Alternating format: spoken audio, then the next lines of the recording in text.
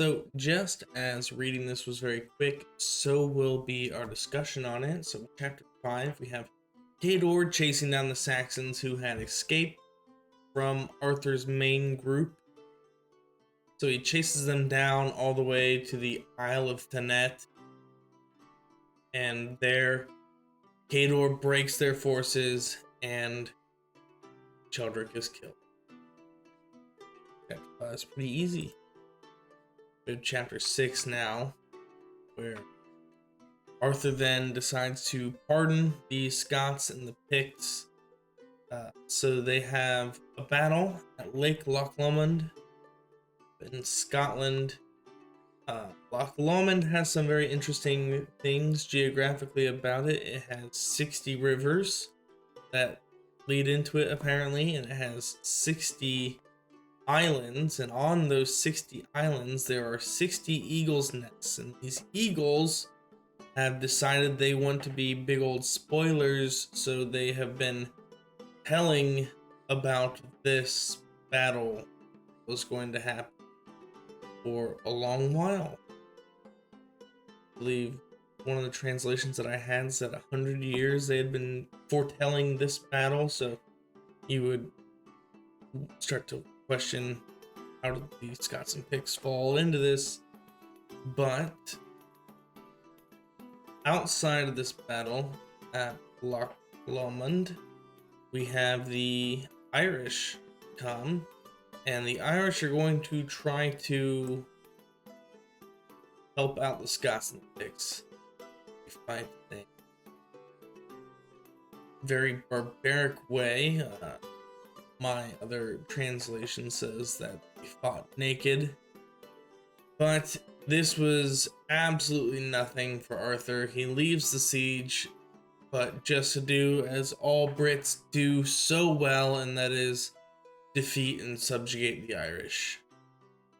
So it's at this point, with the Irish now defeated, that the Scots and the Picts kind of sue for peace, and we hear that their bishops not that great, or well, their clergy isn't, but the bishops of that miserable country. Geoffrey's not very kind to Scotland. Either way, these men, they willingly bear the yoke that is imposed on them from Arthur, meaning that they willingly subjugate themselves to the rule of England. And with this willing subjugation, they are pardoned by Arthur. Now we get chapter 7, which is, it will become more apparent to you as we go through. Chapter 7 is the most Arthurian thing that we've gotten so far, and that is a long digression on something that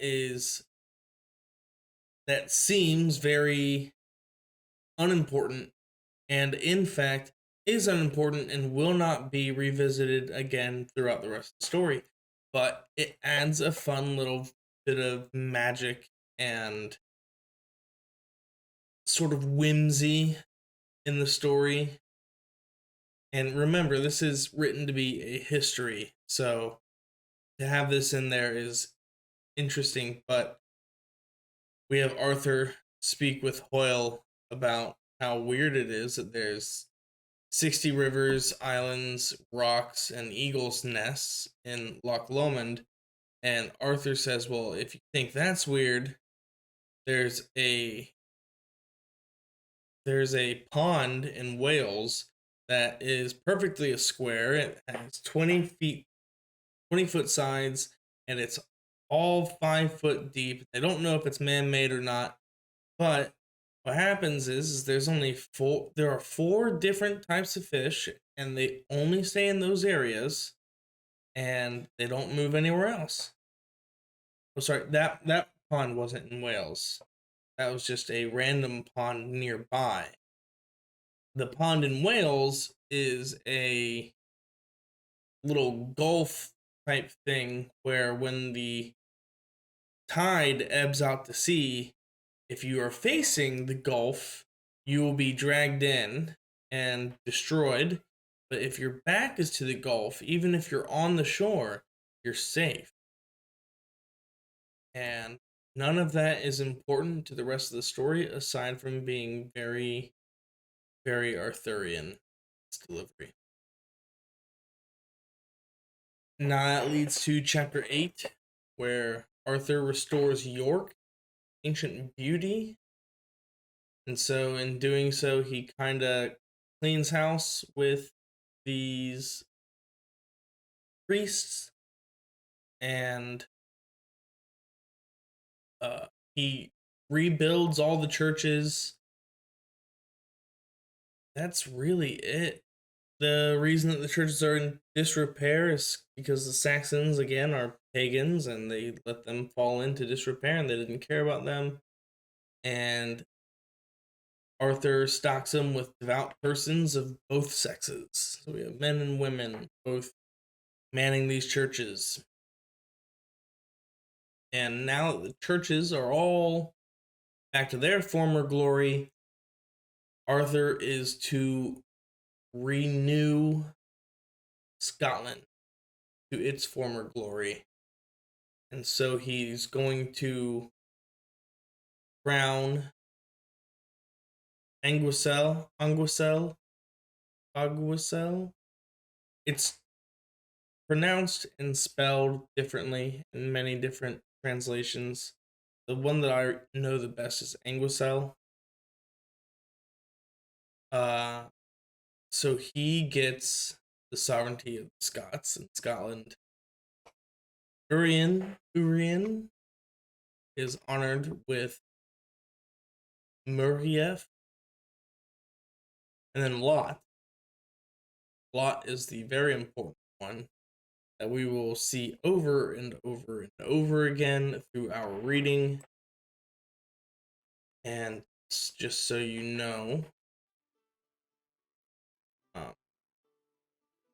this is Arthur's uncle.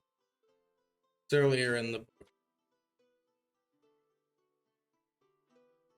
So Lot, in this version, married his sister, had 2 sons, Walgan and Mordred. This is going to be important later. He gets Londonasia, and that is his province. And lastly, we get to the end where Arthur marries his wife, Guanhumada, or Guinevere. This is Guinevere right here. Descendant of a royal noble family of the Romans. She was educated under Duke Hador again. Very important person in the story.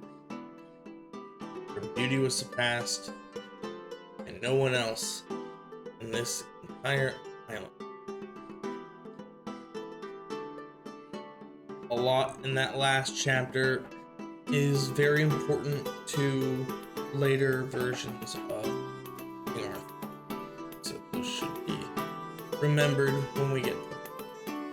Alright, but that is it for our reading. I believe next we'll go chapter 10, 11, and 12. Long books. We'll probably just read through chapter 12. 10, 11, 12, and we will see how that goes. Anyway, thank you for watching. Like and subscribe if you want to. Again, not gonna make you, and not gonna beg. Have fun. Have a good one.